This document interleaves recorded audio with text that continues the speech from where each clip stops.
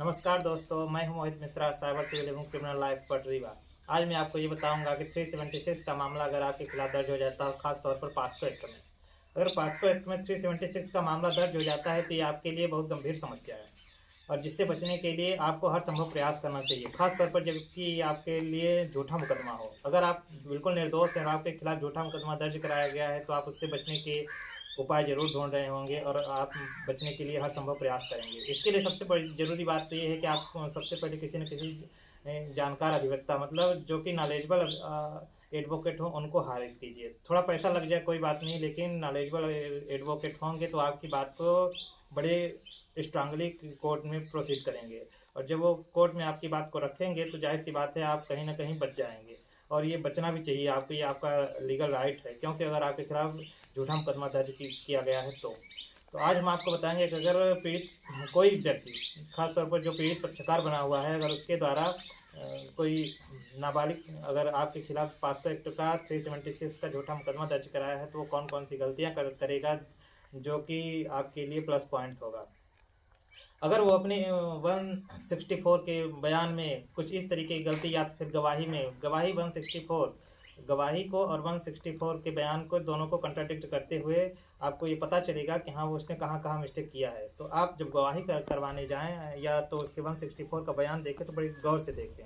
164 के बयान में या तो गवाही में अगर किसी इस तरीके से गलती करता है तो जाहिर सी बात है वो गलती करेगा। अगर इस तरीके से कोई किसी भी प्रकार की गलती करता है तो आपके लिए प्लस पॉइंट है, इसको आप गौर से सुने। ये अगर आप नए एडवोकेट हैं तो भी गौर से सुने, अगर आप के खिलाफ झूठा मुकदमा दर्ज कराया गया है तो भी आप सुने, अगर आप आरोपी हैं, और अगर आप लॉ स्टूडेंट हैं तो आपके लिए भी बहुत काम की चीज़ है। अगर आप भविष्य में एक अच्छे अधिवक्ता बनने के लिए ख्वाब देख रहे हैं और आप अधिवक्ता बनना चाहते हैं तो आप अपने क्लाइंट के खिलाफ हुए झूठे मुकदमे में कैसे आप कोर्ट में इस बात को अपनी बात को गंभीरता से रखेंगे और कैसे आप आरोपी को बचा सकते हैं, खासतौर पर जबकि वो आरोप झूठा उसके ऊपर दर्ज कराया गया हो। नंबर 1, अगर झूठा मुकदमा दर्ज कराया गया होगा तो जाहिर सी बात है कि वो मुकदमा कुछ दिन बाद दर्ज कराया जाता है। अगर मान लीजिए कि घटना आज की बताई जा रही है तो वो आप थाने में एफआईआर 1 हफ्ते बाद, 2 दिन बाद, 4 दिन बाद, या तो कभी कभी 1-2 महीने भी लग जाते हैं, वो इतने दिन बाद एफआईआर दर्ज कराई जाती है। और सबसे बड़ी बात यह है कि आप उसके मेडिकल एग्जामिनेशन को बड़ी बारीकी से देखें। अगर मेडिकल एग्जामिनेशन आपके फेवर में आ जाता है, मेडिकल एग्जामिनेशन में कुछ भी नहीं निकलता है, तो ये आपके लिए सबसे बड़ा हथियार है कोर्ट में अपनी बात को रखने के लिए। सेकेंड पॉइंट की बात है कि अगर आरोपी ने अपने बयान में कुछ इस तरीके से बात किया हो, कोई स्पष्ट बात ना करते हुए जिस तरीके से बात किया हो कि हम आरोपी के साथ कई बार शारीरिक संबंध बनाए हैं, तो केवल शारीरिक संबंध बनाने मात्र के बोलने से ये नहीं हो जाता कि आप के खिलाफ 376 का मुकदमा दर्ज होना चाहिए। तो कोर्ट में इस बात को बड़ी गंभीरता से रखें और इस बात को बिल्कुल बारीकी से देखें कि वो आरोपी अपने बयान में क्या बोला है। अगर वो शारीरिक संबंध की बात किया है लेकिन उसको एक्सप्लेन नहीं किया है, उसको डिफाइन नहीं किया है, तो ये आपके लिए सबसे बड़ा हथियार है और इस हथियार को आप बड़ी ही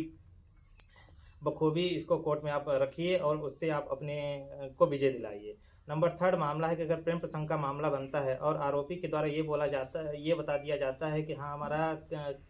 कब से, किस डेट से हमारा प्रेम प्रसंग बना है, लेकिन कब कब प्रेम प्रसंग बना है, या शारीरिक संबंध या लैंगिक अपराध हुआ है या सेक्सुअल असॉल्ट हुआ है, इसको डिफाइन नहीं किया जाता कि कब कब और किस किस तरीके से हुआ है, कैसे कैसे हुआ है। अगर इस तरीके से नहीं बताया जा रहा है तो इसका मतलब ये है कि ये झूठा मुकदमा है, झूठा बयान है और इससे आप बच सकते हैं। केवल शारीरिक संबंध बनाने मात्र के कहने से आपके खिलाफ मुकदमा नहीं बनता है और आपको सज़ा नहीं होना चाहिए। ये आप अपनी, अगर अच्छे वकील साहब होंगे तो ये कोर्ट में बड़ी ही बखूबी अपनी बात को रखेंगे। ये पॉइंट्स हम आपको बता रहे हैं। अगला पॉइंट ये है कि अगर पुलिस ने ये अपने एफआईआर में ये लिखा हुआ है कि पीड़ित और अपराधी दोनों एक दूसरे से मिलते जुलते रहते हैं और उसके कोई गवाही के रूप में नहीं पेश किया गया है किसी को, तो इससे भी हम जब कोर्ट में बयान लेंगे आयोग का तो उससे ये उसके ये प्रश्न करेंगे कि किस आधार पर आप ये बता रहे हैं कि नहीं ये इन दोनों का एक दूसरे से मिलना जुलना होता था, कैसे कैसे ये एक दूसरे से मिलते थे। अगर आपने किसी गवाह को नहीं दिया है तो ये भी एफआईआर निराधार होगा पूरी तरीके से। अगर हम वीडियो को ज़्यादा लंबा न करते हुए हम आपको ये बता रहे हैं कि अगर आप हमारे चैनल पर नए हैं तो हमारे चैनल को शेयर करें, लाइक करें और सब्सक्राइब करें और चैनल को जितना अधिक से अधिक हो सके तो शेयर कीजिए और हमारे चैनल को स्किप करके मत देखिएगा, नहीं तो आपको प्रॉफिट नहीं होगा और आप बड़े ही बारीकी से एक एक पॉइंट को बड़े ही बारीकी से सुनिए और उस पर गौर कीजिए। अगर आप नए अधिवक्ता हैं तो भी, अगर आप लॉ स्टूडेंट हैं तो भी, और अगर आप आरोपी हैं तो भी। धन्यवाद।